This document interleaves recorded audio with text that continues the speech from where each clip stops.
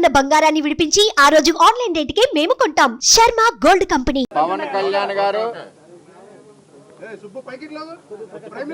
మరి రాష్ట్రంలో ఓటు చీలకూడదని చంద్రబాబు నాయుడు గారు పవన్ కళ్యాణ్ గారి యొక్క ప్రయాణంలో రాష్ట్ర ప్రజలందరూ కూడా ఓటు చీలకూడదని ఒక ఆలోచనతో ఈరోజు కూటమిని భారీ మెజార్టీ సుమారు 130 సీట్లు పైచీలకు ఇప్పటి వరకు 6వ రౌండ్ 7వ రౌండ్ నడుస్తుంది.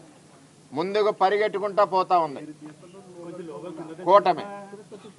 జగన్మోహన్ రెడ్డి లండన్ నుంచి ఎందుకు వచ్చానా అని చెప్పి ఆయన ఆలోచించుకుంటా ఉన్నాడు.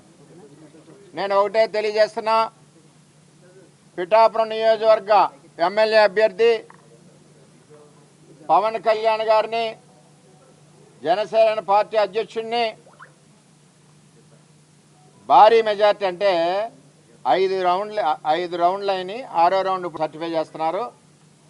24,930 ఓట్లు మెజార్టీ. అది గబ్బర్ సింగ్ అంటే ఆ విధంగా ఎలక్షన్ అయింది. ఇది 70-80కు పోయినా ఆశ్చర్యపోక్కర్లేదు. ఎక్కడ పోతుందో తెలియట్లేదు, భయోమని పోతా ఉంది. ఎక్కడికెక్కడ ఏ రౌండ్ చూసినా 2,000, 3,000, 4,000, 5,000 ఆ విధంగా పరిగెడతా ఉంది. ఇంకా సొంత గ్రామాలు ఉన్నాయి, ఇంకా ఎక్కువ మెజార్టీ వస్తుంది. అసలు పవన్ కళ్యాణ్ దెబ్బ ఏంటో పిఠాపురాన్ని జగన్మోహన్ రెడ్డి చెంప చెల్లుమనిలా చూపించాం. మద్యం పోసాడు, ఓటికి 3,000 నుంచి 5,000 ఇచ్చాడు.